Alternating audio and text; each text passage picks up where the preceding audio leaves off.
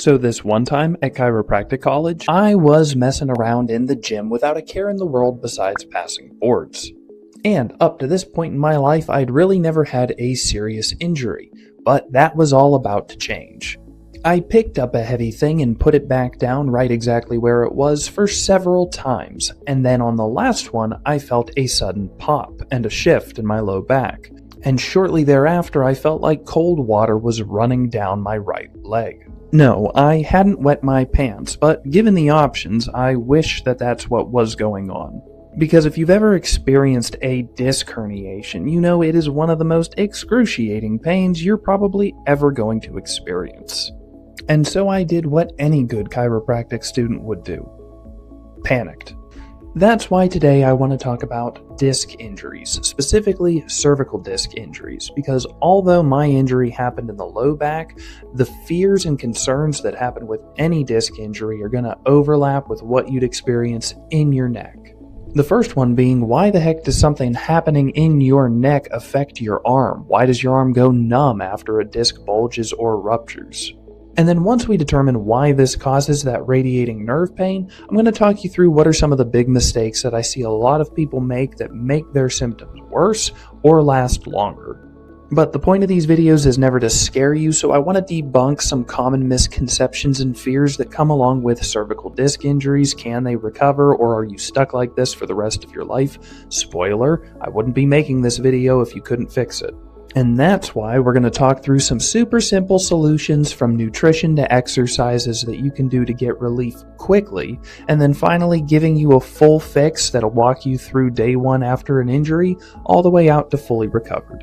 So, let's get started. But first things first, if you've already been diagnosed as having a cervical disc injury and you're looking for alternatives to going and having surgery performed, go down into the description of this video and check out the free first module for the cervical disc recovery blueprint, because in that module we're going to be talking through signs and symptoms of a normal disc herniation, red flags that you want to be aware of before you just ignore medical advice and realize that you might have a more severe injury going on, and then also some exercises and stretches which will help to get your symptoms under control so that you're not stuck feeling helpless and with that tingling down your arm keeping you up at night or that sharp pain in your neck. And again, that's down in the description, and with that, let's get back to the video. The anatomy of a disc is pretty straightforward. Think of it like a jelly donut. You have a squishy inside, which is called your nucleus pulposus, and you have a rough outer side, which would be like the dough of the donut, called your annulus fibrosus. Now, how that's represented here on this model is we have these white, clear gel parts, which would be an unherniated disc. And down here, we've got this little red nugget, which would suggest a bulge happening between the L3 and L4 vertebrae.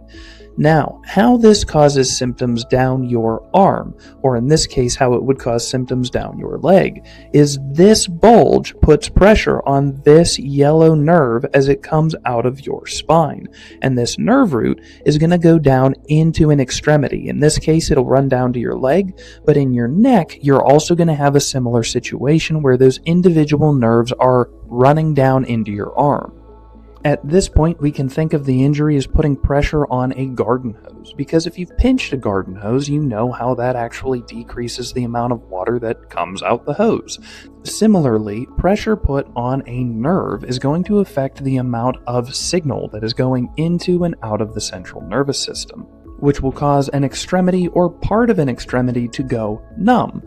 Or if you're lucky like I was and you just have a bulge that distorts the signal, you have constant pins and needles. And I'm saying luckily sarcastically, because having that ruptured disc was probably the second worst experience of my life. And if you find yourself in a similar boat right now where your arm is always tingling and it feels like you can't sleep for more than 5 minutes before it wakes you up, I understand completely that you want to get this fixed as soon as possible, which is why surgery always sounds so appealing to people. But in most cases, surgery is going to be a permanent solution for a temporary problem, meaning that if you would just leave a disc alone, it's probably going to heal up just fine on its own. But when you start putting metal in your spine, you're running the risk that you make this last longer than it has to.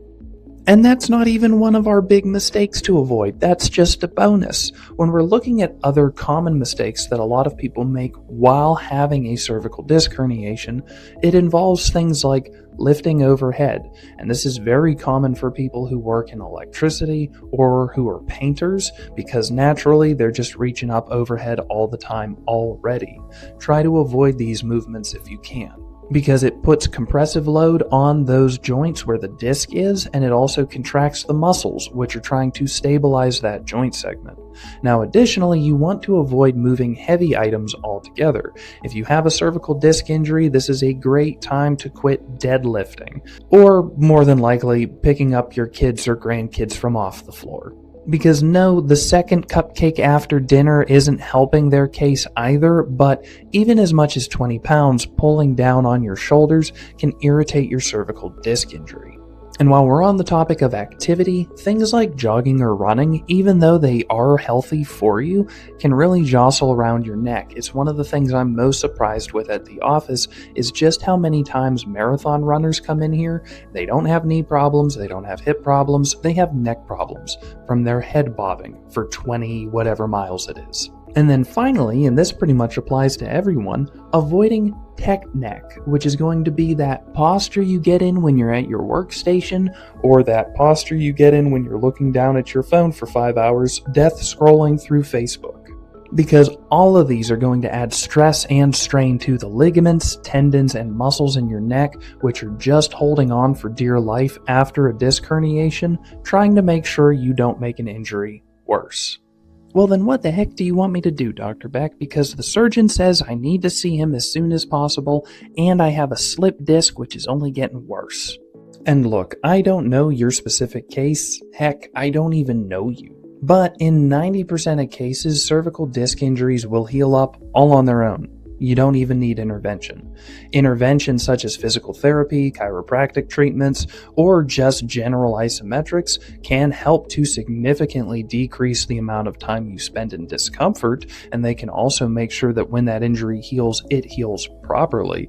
But more than likely, you don't need surgery, especially if the surgeon refers to it as a slipped disc. Maybe they're saying it that way because you're comfortable with thinking of that injury as a slipped disc, but nothing slips. That thing is fastened to the bone. It can explode, it can rupture, it can squirt out of where it's supposed to be, but in terms of it slipping out like a bar of soap from between your hands, that's not how it happens. So no one needs to open you up, pull those things apart, and squish it back in there. If anyone's telling you that, they might not even be a surgeon. So where the heck does this leave you? Because if 90% of cases don't require surgery and they heal up on their own without intervention, does that mean you just have to wait it out and be miserable for a couple of months? If you're into that sort of thing, sure, but more than likely you can supplement, you can take dietary steps, you can start doing basic exercises on a daily basis to help speed up your recovery and decrease inflammation so that your symptoms, if nothing else, are less intense, but more than likely start to go away faster, much faster. As far as dietary and supplementation options go, diet just comes down to decreasing the amount of sugars and processed foods so that we aren't constantly irritating that nerve. And I know that seems ridiculous, but trust me, I've had a hernia surgery, I've had a disc rupture injury, and in both cases, whenever I quit eating processed foods, the pain difference was crazy. All those hippies that told you about not eating processed grains back in the 70s were right. But Dr. Beck, I don't want to give up my chocolate milk and pasta. What else can I do? Well, you can always supplement with anti-inflammatories such as omega-3 fatty acids, curcumin, and turmeric. You can also take magnesium to help decrease muscle spasm. But just as a safety precaution, please do me a favor and check with your doctor. Make sure that none of your medications are going to conflict with any of those 3 supplements. They shouldn't, but pharmaceuticals change every day. It's a wonder how anyone keeps up with them. So be safe, double check. And I'm going to highly recommend that if you are going to go this route, that you get a high quality supplement brand instead of just popping into your local grocery store and picking out whatever they have there. So down in the description is a link for Designs for Health. That is the company that I personally use for my multivitamin, my protein, and anytime I have an injury, the different supplements that they offer. But if you look up anti-inflammatories, omega-3s, magnesium glycinate, or turmeric, they're going to have great options for you. Also, if you are trying to reduce how numb your arm gets, which I'm sure you are, especially if it's keeping you up at night, consider doing nerve flossing. And all nerve flossing entails is you're going to extend your arm out to your side, point the fingers down, lean towards that side. And if it's not obvious, we're going to do this on the arm that is numb. And then once we hang out here for a second, we're going to point the fingers up and lean away. Towards and down, up and away. Towards and down, up and away. 5 to 10 repetitions, 3 to 4 times throughout the day.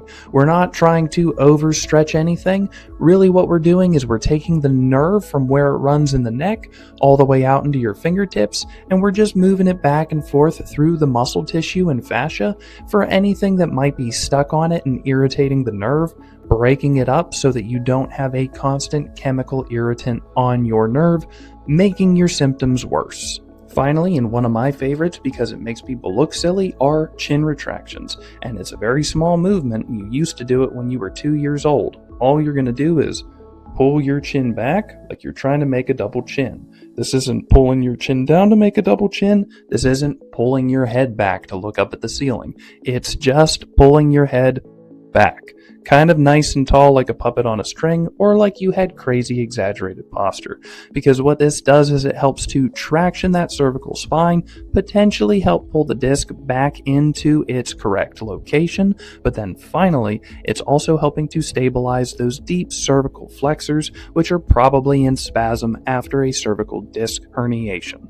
Personally, I would do that chin retraction for a 6-second hold at the top, 1, 2, 3, 4, 5, 6, and then 5 repetitions, 5 times.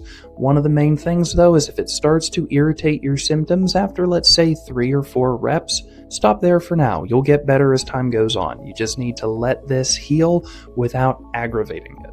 Because those two moves, nerve flossing and the cervical chin retraction, can help with speeding up your recovery. But if you're looking for a full program that can take you from day 1 after a disc injury all the way out to fully recovered and getting back to your day-to-day, check out the Cervical Disc Recovery Blueprint, which is down in the description.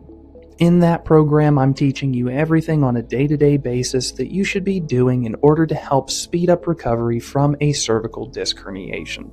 From alleviating tension on those nerves that are irritated to strengthening the muscles that are going to keep your spine in place for the long run, this program has everything that I would want a patient to be doing in the office for the best long-term results. And most importantly, avoiding surgery. And with that, guys, I'm Dr. Beck here at One Life Wellness in Brackenridge, Pennsylvania. If you found this video useful, please leave it a like because that actually helps more people who are struggling with the same problem find this video. And that is a huge goal of this channel, to help as many people as possible make the most of their one life. Thanks for watching.